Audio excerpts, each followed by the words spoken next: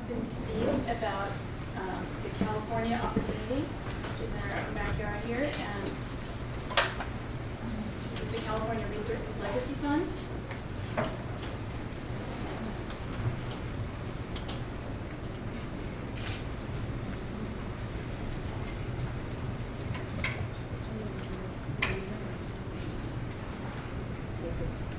Good morning. So again, my name is Kaitilin Gaffney, and I work for a conservation foundation called the Resources Legacy Fund. We're headquartered in Sacramento, California, and work on a range of terrestrial and ocean-related projects. Work with some of you here in this room, so good to see you. I'm going to be bringing us back close to home, right here off the California coast, talking about the system of marine protected areas that was adopted just a couple of years ago now in 2012. Successful creation of 124 new marine protected areas off the California coast, 1,000-mile long coastline dotted now with these marine protected areas. So really a very significant conservation success story. As soon as this happened, there was great celebrating, there were cakes, champagne, a lot of recognition that this was really a landmark success. But almost instantly also a recognition that in some ways the easy part was done. Designating 124 new marine protected areas is one thing, effectively managing them over time is of course a much bigger challenge. My focus today is going to be on the compliance issues and challenges associated with that task. And there are many challenges that California is now facing as we look towards implementing these new marine protected areas. First challenge is we have 124 marine protected areas, over 1,000 miles of coastline. It's a lot of individual areas to be paying attention to, enforcing, and it's a long, long piece of coastline. Also challenged by the fact that the marine protected areas have differing borders and boundaries and differing regulations. So this is one example of essentially a suite of small protected areas right off the Monterey Peninsula. This is Monterey and Pacific Grove here in California. And these are 4 adjacent marine protected areas with different borders and boundaries and different regulations, even though they bound each other. So the red areas are no take, but the blue areas do allow some kind of harvest, in this case, recreational fishing and harvest of kelp. So in establishing the protected areas in California, as I think happens in many places, there's a lot of political give and take that goes on in that effort. And so what you see in some cases are patchwork quilt, where you sort of do the best you can, but you're trying to meet various human needs, not just conservation, but also access to ocean resources. And while that may make sense from a social perspective, obviously from an enforcement perspective, it makes the job a lot more complicated. It's one thing to enforce an area that you're not allowed to go into at all. It's a different thing to enforce an area that you can access, but you're not allowed to fish in. And it's far, far more challenging to enforce rules that allow some kinds of harvest, but not others. So those are some of the challenges that we face here in California. We also have a very populous state. Over 35 million people. This is a typical beach day in Southern California.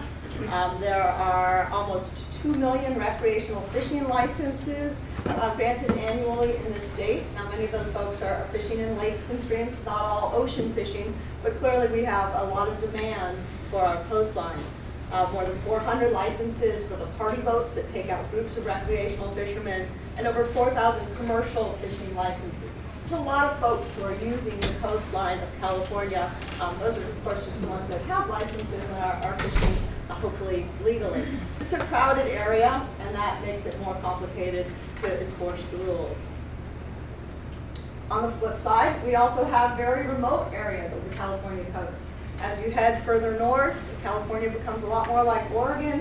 We have large sections of coastline that are just extraordinarily remote, very difficult for a patrol vessel to get to this area. And frankly, financially, it doesn't make a lot of sense to spend a lot of time with a boat in an area where there are very few folks on the water.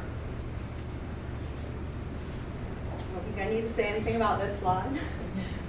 How do you do surveillance in California's pretty typical coastal conditions. Very challenging if you're relying on a warden on a boat and line of sight.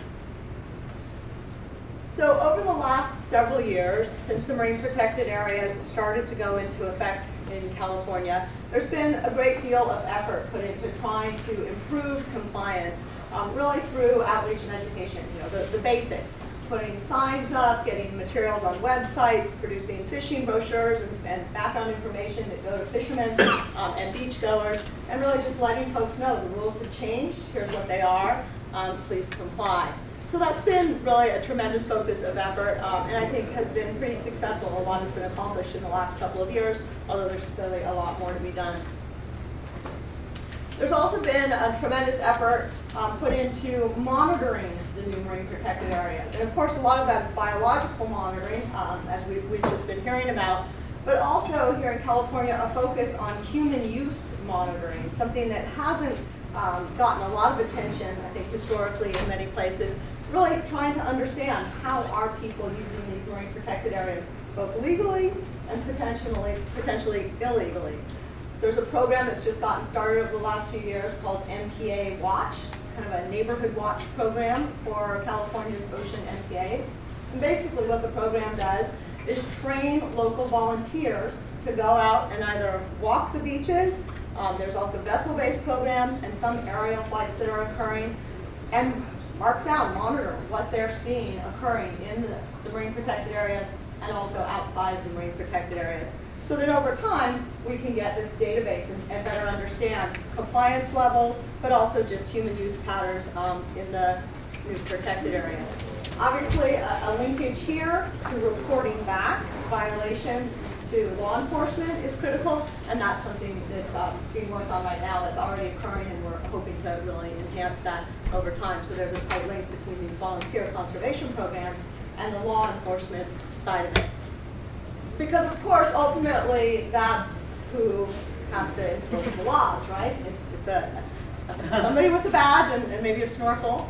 In California, we are significantly challenged in that we have a very thin blue line in the water, as well as you hear that on the land. We have less than 400 active wardens working land and sea to protect the natural resources of the state. It's a very, very sparse force, considering the size of our state, the size of the population of our state, and the diversity of the challenges that wildlife enforcement faces. So in spite of that, the law enforcement is out there doing a good job at enforcing marine protected areas. There have been several cases successfully brought in the last couple of years, recognizing that this is probably a fraction of what's going on out there. We are seeing successful prosecutions. So this is my final slide. It's a photo that shows about 1,000 students, high school students, their parents, and their teachers linking hands to surround the boundary of the Monterey Harbor Marine Reserve in New Zealand. These kids, generations of them, because it was 14 years, so lots of different groups of high school students, worked for 14 years to get this marine protected area established off of their town, the North Island of New Zealand. And this was the celebration of their success, ultimate success. So they were linking hands around the entire boundary of the reserve, which is pretty cool. Unfortunately, fortunately and unfortunately, most of California's protected areas are too big for this to be effective. That's good, right? We want them to be big. But this idea of sort of a human geofence is probably not a practical tool for us to ensure compliance. But I think the challenge we face is really trying to figure out how we can best deploy human resources and the technologies that we're talking about here today to do a better job of enforcing and ensuring compliance with marine protected areas. My focus is California, really interested in hearing more from all of you. I think there will be some great ideas that will come up over the next couple of days that will help us. We have a long way to go in California. We have our marine protected areas, and now the challenge is how do we make sure that they will work over time. Thank you.